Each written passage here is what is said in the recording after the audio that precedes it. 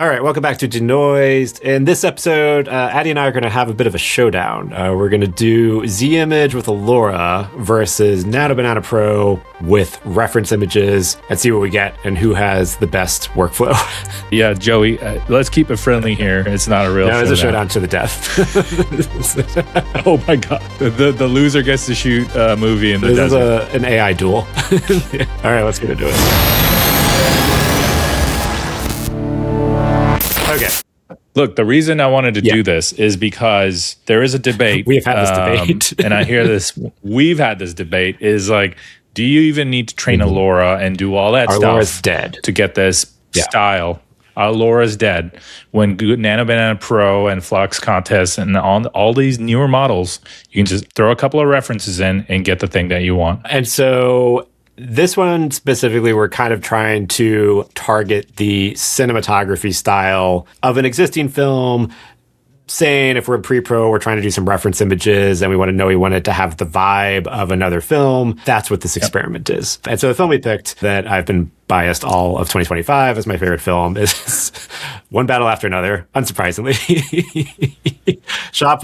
Fantastic. Yeah, like I let Joe. I was like, Joey, pick a movie, and he picked that. I was like, come on, man. Of course. What did you think? Spot on. Yeah. So shot by the amazing Mike Bauman on VistaVision. But yeah, we used Shot Deck and grabbed a bunch of frames. And initially, I grabbed kind of like a mix of different frames that just look cool. And then initially I grabbed a grab bag and then we were like, it's too varied. So like, then we're like, okay, let's just go after three sort of distinct looks that happen during the film. So one look is the first part of the film, which was more of the magenta border patrol raid that had this like nighttime magenta look. Mm-hmm. The second look I grabbed was when they were kind of running around Sacramento.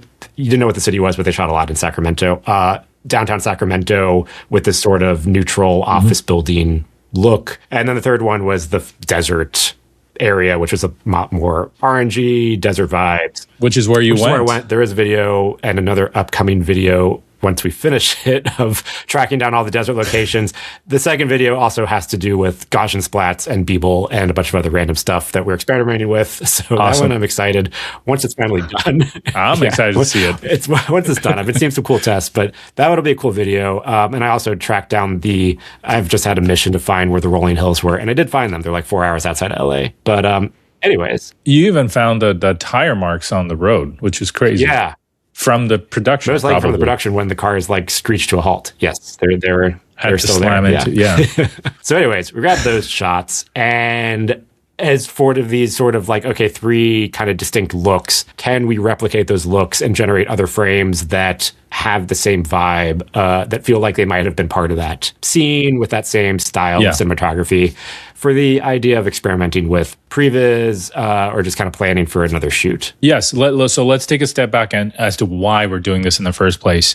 The power of generative AI in pre-production, before you get into production, that's undeniable, right? Like, there's absolutely a way to apply this transformational technology to something that's really cumbersome. And there's a lot of iterations, a lot of decision making that happens, which saves tons of money down the road. So during production and during post. So if you do pre-write, the idea is you could be way more efficient in production and post. The challenge is, how do you build the look and feel of a film in pre-production? How do you do it consistently? How do you expand on that universe that's still in your head onto a screen where you can share with others and get creative notes on it?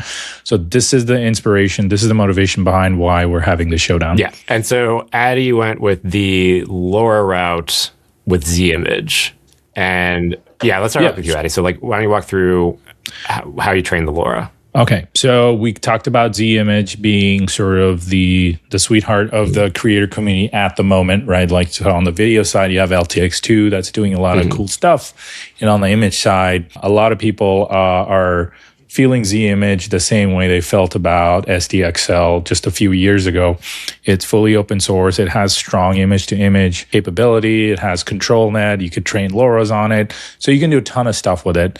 And you can go on, markets like Civit AI. You could buy the LoRAs, download the LoRAs.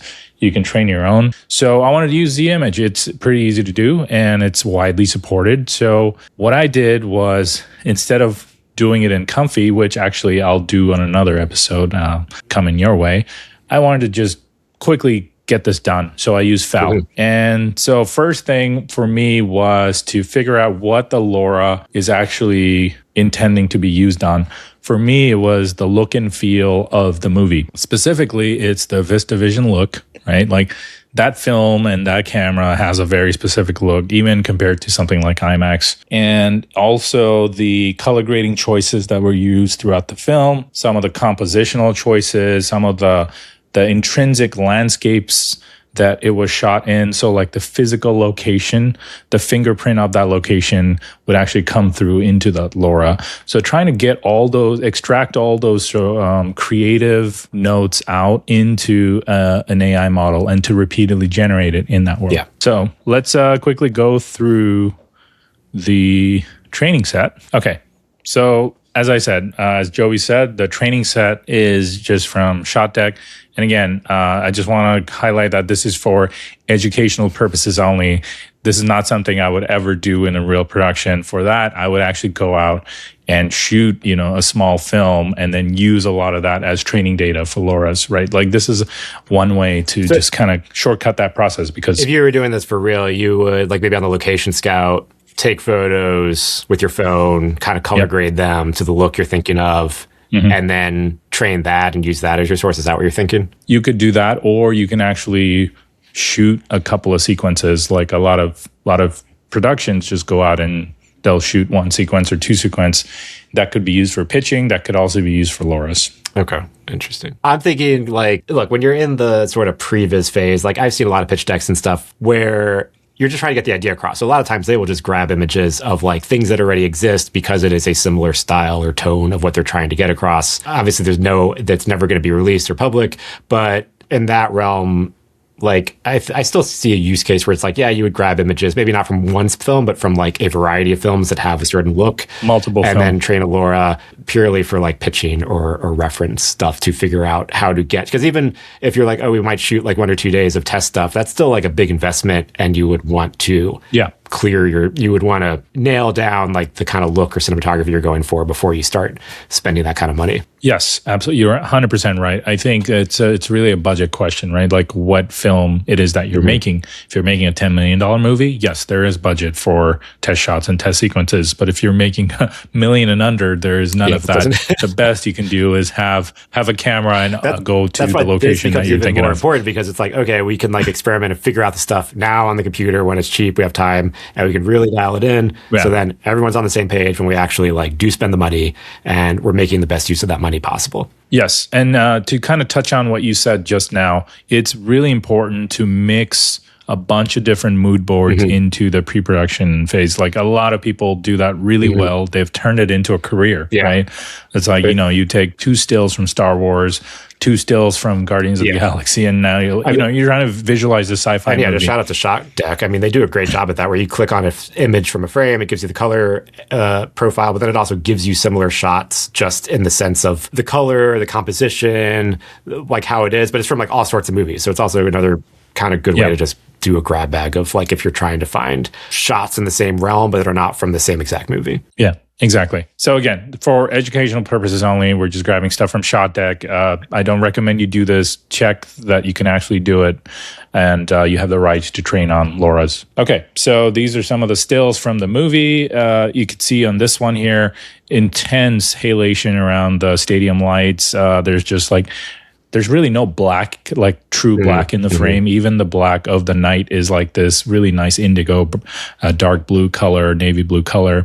And then, just like the reflections are this light blue color. Like it's amazing. And then, of course, you have a lot of the set pieces that are a little bit brutalist, right? Like you don't have a very clean, sophisticated city or environments. These environments are also very rugged, grungy, dirty, dusty. And so we want to extract all of that from these training sets. And then once I have selected the images, I have about, 30 images. Send this whole group together, or did you do it by, because there were like 3 groups? I put everything into a LoRA because the bigger your LoRA set is, the more versatile, the more useful it is. In the case of like training a LoRA for a character. Like if I wanted to rebuild Joey over and over again, I wouldn't need 30 or 40 images. I could do away with 10, but I'm trying to build a universe. Okay, so you just trained one LoRA. You didn't train a LoRA on like the nighttime look and the desert look. It's just one LoRA? Yes. So you can get away with that with really good captioning. Okay.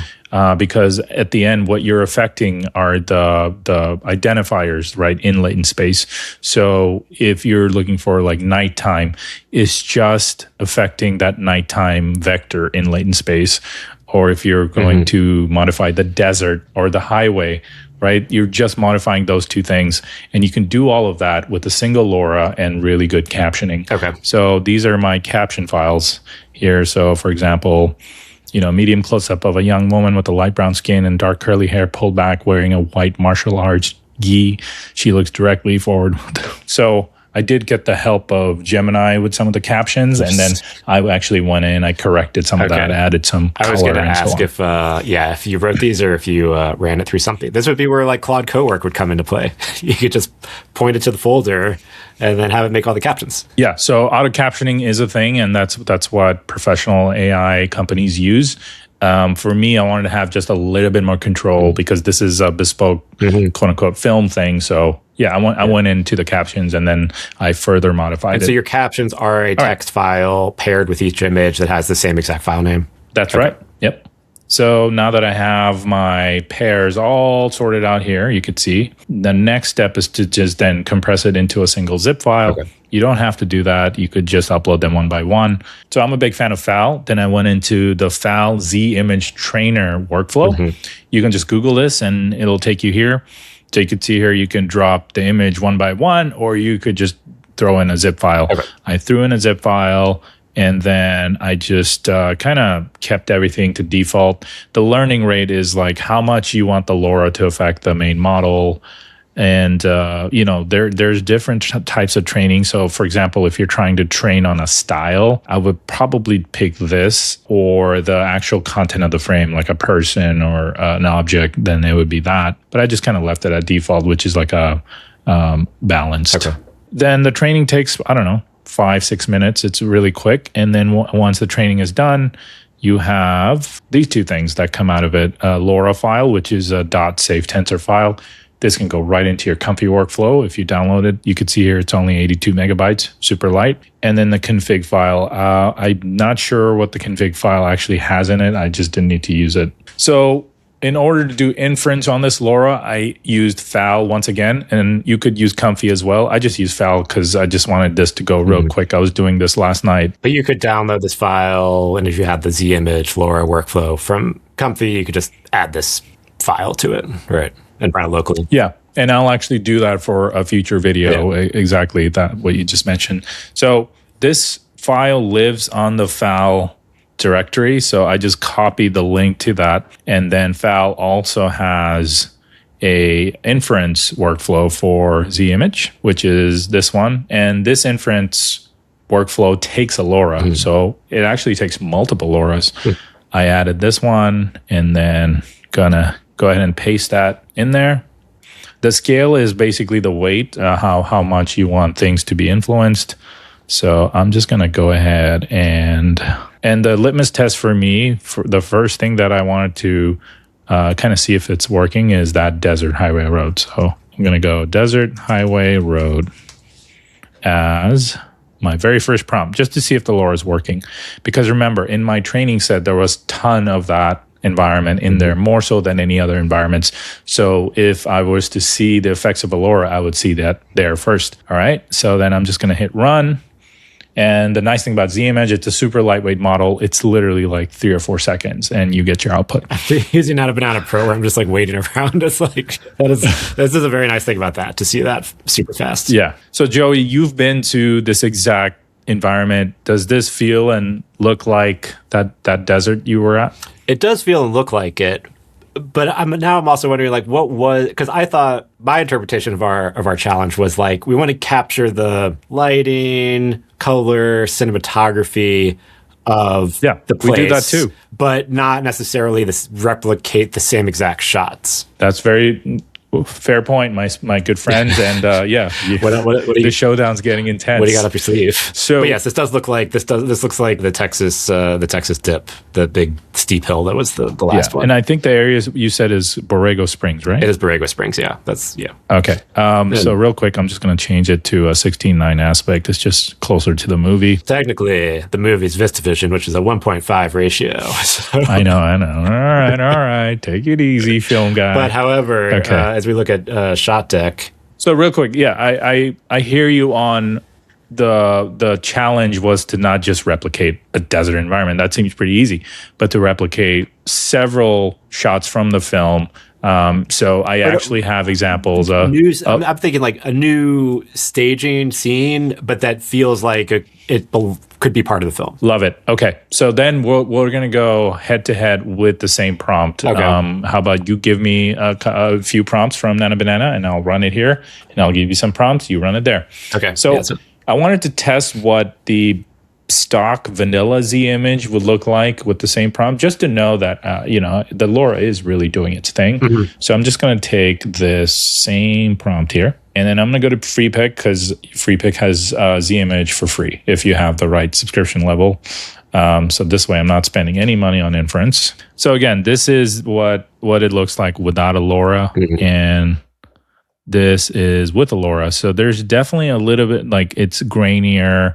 The vegetation is different. The color of the sand is different. Yeah, the other one feels like a default interpretation when you say desert. Like it's got sand dunes. Yes. Like that looks like that's like the first thing when you think desert. It's like the Sahara Desert, right? Versus mm-hmm. this being Borrego Springs in California, mm-hmm. which is more brushier, rockier kind of desert. Yeah, just want to real quickly show you this one handle, right? Like you can absolutely go overboard with the LoRA. So if I really intensify the LoRA weight here, and then just run it, you'll see that it actually starts to break. Like the LoRAs are not silver bullets. It's not going to solve your problems. You have to know when to use it. So it's creative interpretation of One Battle After Another.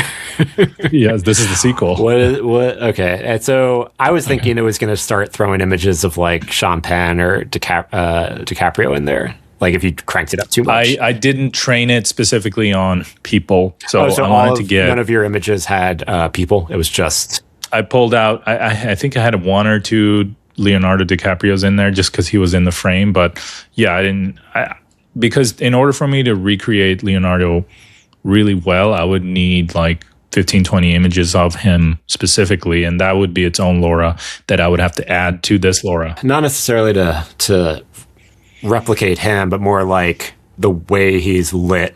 And if you wanted to make a shot of another person, but in the same style of how Mike lit those people. Okay, that's a good test to try out. We should definitely generate some of that. Yeah. But I'm going to hand it over to you. Okay, so let me just kind of show the high level of the workflow. So I went the reference image route with Nano Banana Pro. And so I'm doing this in Freepik spaces. So I didn't need as many images as Addy needed to train the LoRA. So I kind of just grabbed 4 images from the same style.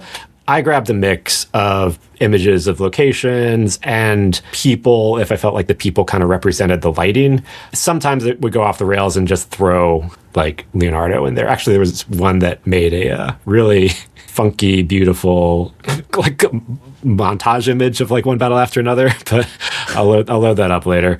So I took these images, but before that, I just had Claude write a system prompt. Basically, I explained like what I want. I wanted it to create a prompt that I could append to a text-to-image prompt where the Nano Banana would get reference images, and it was supposed to replicate the style and cinematography and color and composition, but not use or recreate the actual reference images. So I had to write up this extra prompt that I would add to after my deep input prompt of like what I actually wanted to generate. And the cool thing with Spaces is you can kind of create multiple text boxes. Oh, wow. That's really cool. Yeah. So you can create multiple text boxes and you can link it or drag them into the image generator node. And then you can sort of call up both prompt. So basically you could just it just makes it a little easier to kind of keep things separate. So you could just change one prompt with the shot that you want. Yeah, it's more modular. Sure. Yeah, instead of changing everything. And then you could just call them up here in the order that you want. Yeah. So like prompt. It's probably just combining it at the end anyway. Yeah, it's it's a concatenate, like concatenator. Concatenate, but concatenator. You don't have to really think about it. So yeah, these were the outputs that I had, and so according to Addy's text, which had the parameters of our of our challenge, one was desert border town wide shot, and so this was using the prompt, my simple prompt that just says nighttime exterior of a small town near Texas border, ultra wide, and there's 4 input images as reference, and this is what we got, which I'd say that's pretty good. It got the lighting, it got the vibe. This feels like if we were in a border town next to the detention center. This feels plausible, like it's in the same universe. Yes, the lighting, the color palette, the lighting, spot on. The actual assets in there, like this feels more like a Wild West border town than modern era border town. But then I'm just nitpicking. Yeah, well, let's try it again. Like it's a small, it's a contemporary. Small modern town here. Let's just go a little sharper too. I'll go 2K. Ooh, okay. All right, dude. All right, let's take it easy. It's not going to be as fast as the image. So we'll come back to that. Joey's really taking this serious. Okay, what was our second shot? Was desert exterior at noon. Wide shot of rundown cars on an empty stretch of road. So sort of like this post-apocalyptic feel. And so these were the images I gave it. And again, I gave a mix again of like some close-ups of people and then mostly the desert wide shots. Yeah, the Sean Penn shot really helps set the sunlight to like the top of your head.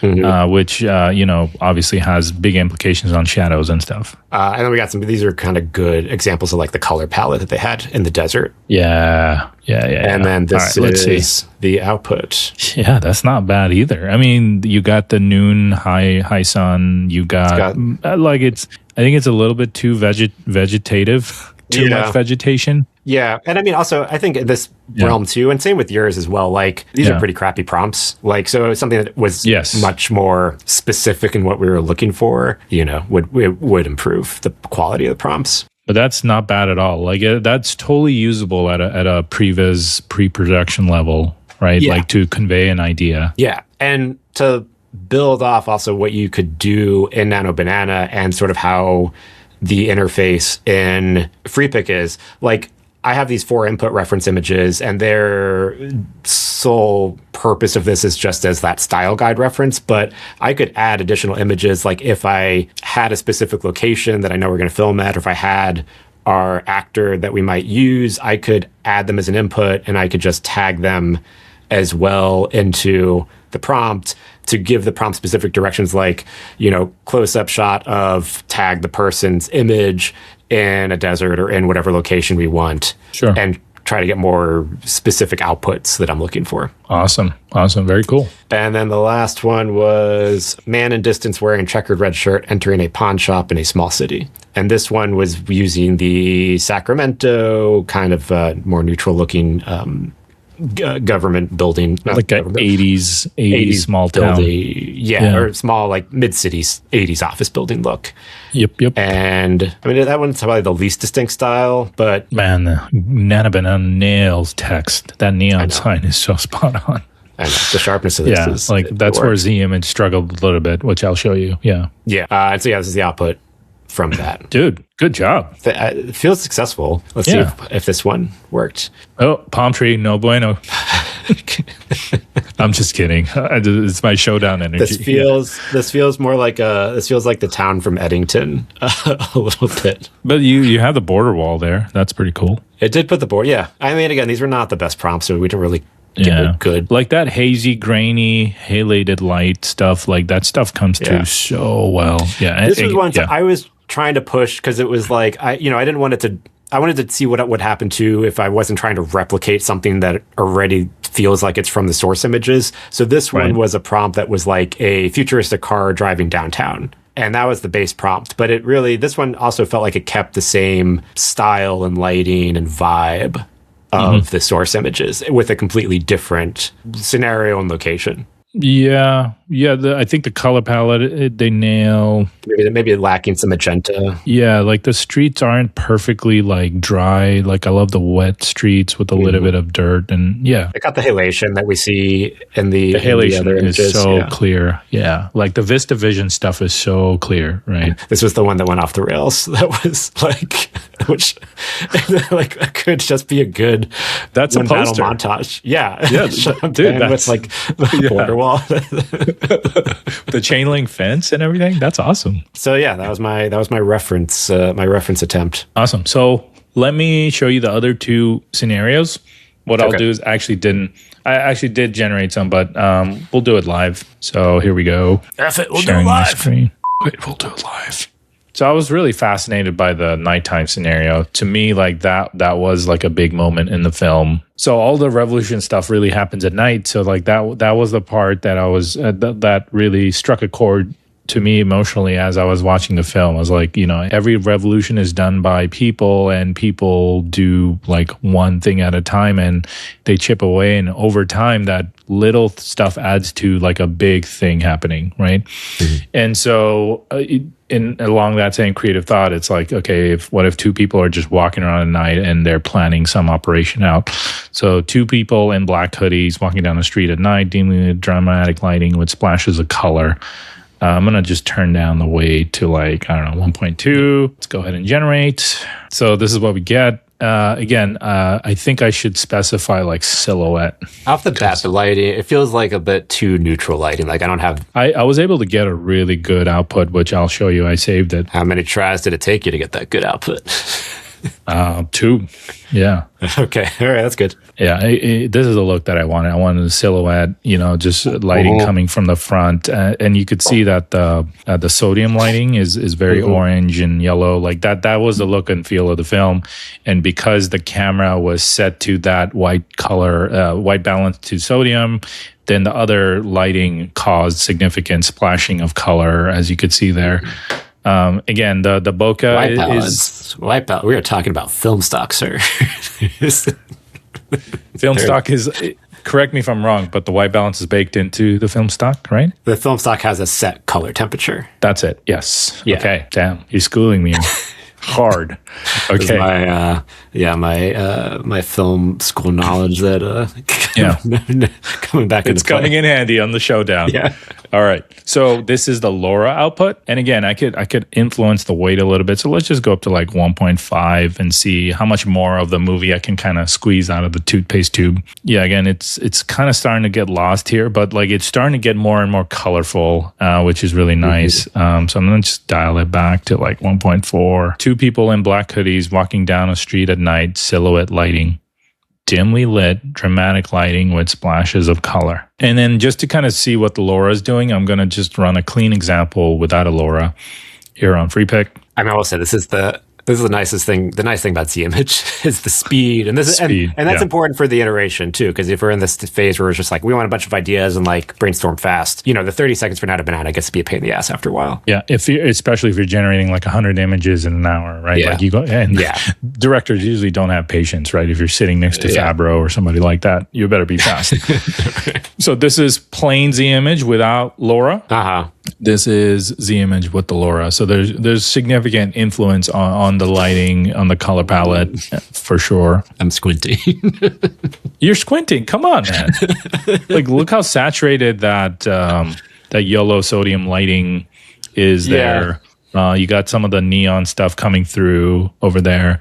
And then look how boring this looks. This just looks like a generic. Oh, I think it was two. Okay, yeah, I think you had two different things flipping up. Yes, this has none of the lighting vibe. Yeah, the LoRA definitely has the more. This is the one with the LoRA. It's just more dramatic. Like it just feels more like a movie, where this feels more like a YouTube video. Okay, over to you. All right, so I ran the same prompt with the same exact setup, and here it is. Yeah, this has got some border town vibes to it for sure, like from your last generation. To me, this feels more like in the world of the film. Like we have much more of the halation, the streetlights, the color palette. Yeah, I think you win on this round here. Okay. Yeah, this is much closer. I think I won the desert round, and you are perhaps winning the nighttime. Oh, give me a specific. Give me a desert. Give me a desert prompt. Okay, just a desert highway road. What was your highway? Did you have a highway desert image like this? I had a really good image because I used the white Dodge Charger in the. See if you can copy this prompt on my side here. And that was one of them. This was another one. Yeah, that's not like. Let me show you here. Oh, because you think there's too much vegetation in these? Not just that, but like it just lacks the menacing look of that scene. It's hard to describe it, but here, let me regenerate it here. This is where like with the reference images, if you prompt it for like a person without describing them, and you have reference images with people, they'll creep in. So I just asked for like a fruit stand, but it put like Sean Penn in the fruit stand. So. See, that would be so hard to do with Z image and LoRa's. Nano Banana does it effortlessly. Yeah, that's impressive.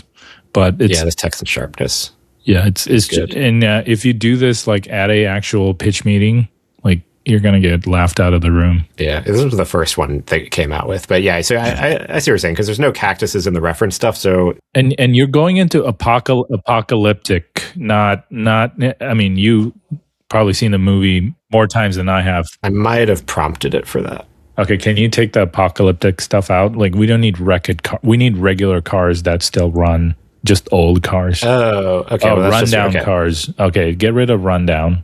Okay, so just say old cars or 80s cars because they use a lot of 80s cars. Yeah. So like, are they driving or they on the side of the road? What was your? You know what the scene where Leonardo whistles at the people? Yeah, by the fruit stand. Yeah. Can we try to recreate that? Why don't you come up with a prompt? A high angle wide shot of a rundown 80s car at the intersection of a highway in the desert by a fruit stand. And again, this is the downside of that. I will say when you were talking about LoRa's before, I was thinking the pro of LoRa's, this was a different use than I was thinking you're going to go with. Like, I feel like they are really good if we were trying to do a complete style transform, like turn these photos into an illustration or a cutout or like some other distinct style. Yeah, that is the core, like bread and butter of what LoRa's do. Yes. Yeah, because then you get consistent every time. Usually, if you trained it well. I mean, if you build a good enough style transfer model, image to image model, yeah, this is starting to feel like the movie right here. Yeah, for sure. I would be nitpicking if I had notes here, but yeah, you nailed it. So let me take that same prompt, a high angle wide shot of a rundown 80s car at the intersection of a highway in the desert by a fruit stand. So no, this is vanilla. This is vanilla Z image. Yeah, this vanilla one did a pretty good job. Exactly, dude. Yeah, don't sleep on Z image. Okay, so here it is. High angle wide shot of a rundown 80. Oh my god. Another knockout. But come on, dude. Look at the lighting. Finish him. Look at the color of the sand. Look at the vegetation. Like it didn't even get the highway, right? It's like a passing zone in a highway. Alibaba, you're letting me down with Z image. Okay, so I'm going to take that same prompt and just throw it into plain Z image. Z image vanilla has made a car that does not exist. Well, it's struggling with the intersection part because the intersection is structurally like a cross, like perpendicular lines, and that is influencing the car. It has made the car intersect itself. Yes, that's not good, man. That's not good. Do you know anybody at Z image I could talk to? I don't. You win this time. But yeah, if you have done anything we have done and had success with either of them, let us know in the comments. All right. Because I'm curious because this is something we keep going back and forth. Yeah.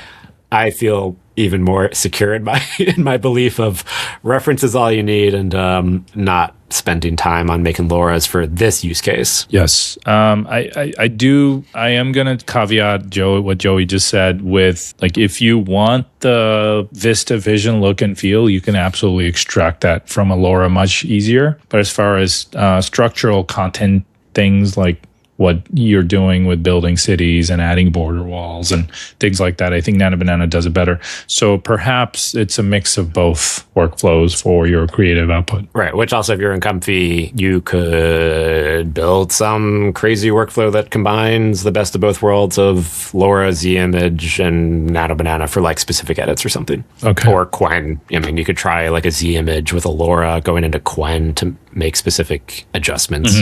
That's kind of the beauty of Comfy UI. What was this prompt? So I'm just playing around with it. A high-angle wide shot of a white Charger driving fast down a 2-lane desert highway. Extremely ultra-wide shot, which this is not. I have found these models are very subjective with camera terms, with how they interpret close-ups, medium, and wide. Yeah. Yeah, that looks like it could be from the movie. Sure-ish. The closest. Yeah. I mean, if you compare that to... Sure, man. I'll give it to you. Damn. After demolishing you with the references. I guess the loser has to go shoot a film in the desert with actual film. Yeah. I'll be doing that this weekend. Loser has to go buy me film stock, or go buy the other person film stock. The winner gets to be in an air-conditioned room using AI, and the loser has to be in the desert shooting film. I don't know if that's a good loser. I went to the desert voluntarily. I know. It's just... So this is Z-Image stock. Again, like, the desert is very generic desert versus from the movie. And oh wow, there's even a little bit of motion blur in there on the... No, the LoRA definitely got the vegetation and some of the colors from the reference images more accurately than vanilla, which just made it look like a generic desert with sand dunes and stuff. Yeah. So Joey, what are your big takeaways from our showdown? My takeaway is I feel reassured in my belief that reference images are a pretty good solution to if you're trying to replicate some look or element or shot. Nano Banana Pro is undefeated still right now, in my opinion. Yeah, I would say with your reference images, you push Nano Banana into a place where you can't really get output by default. Like the reference images really did give you the halation and the blue tones and some of the ruggedness of that border town that I don't think, vanilla Nano Banana would give you just by prompting. No, yeah. By prompting, that'd be a good test too. I could maybe give it an image and turn it into a prompt and see how it does. Yeah. But yeah, I think you're right. I think the reference images help. I'm trying to think if your LoRA thing, maybe, giving it everything into one LoRA doesn't work. Maybe you need like a halation LoRA, a color LoRA, and like you kind of stack them together. Yes. But, my thought is like, is that amount of work worth the output you're going to get versus Nano Banana? The argument in your case, I would say, is like Z-Image was so fast that if I'm brainstorming and don't have to wait 30 seconds for like every new idea, that's a big friction point. Yeah, I think having a one-stop LoRA for all three scenes was probably not the approach. I was hoping that the captioning would take care of a lot of that, but turns out no. So if I were to do it again, and please give me another chance, Joey. If I were to do it again, I would probably break it out into each LoRA for each of the scenes. And you should have enough. I split them up into scene folders. I think each scene had 15 or so images at least. For sure. So you gave me enough info to try that again. Yeah, maybe I'll try it again. I don't know. But I am still held back by the fundamental limitations of Z-Image. Like Nano Banana itself is just really good. Like just as a model itself. Yeah. So maybe that's where Flux Calvin Klein comes in. I was going to say, try the new Flux one. Try the new Flux Zoolander model. Yeah, or maybe even Quen. I think Quen, you could do LoRAs with Quen. Yeah, maybe even Quen 2511. I think so. Scout out, like I just find out about other models that I haven't thought of by just going to FOWL because I have everything. And I just like run searches and stumble on things I hadn't heard of and then try them out. And sometimes I'm like, oh, that actually works pretty good. So like I would search FOWL for LoRAs and see what other models support LoRAs and maybe they work better. Okay. All right. I will do some homework and I'll get back to you. All right. Well, yeah, thanks everyone for watching. Links-ish for whatever we talked about here. This is a different episode, but you can find out all the stuff in our past episodes at denoisepodcast.com. Give us some more ideas for showdowns. Joey and I would love to throw all of our energy into random stuff like this, and hopefully you get a lot of education and also entertainment out of it. All right. Thanks, everyone. Catch you in the next episode.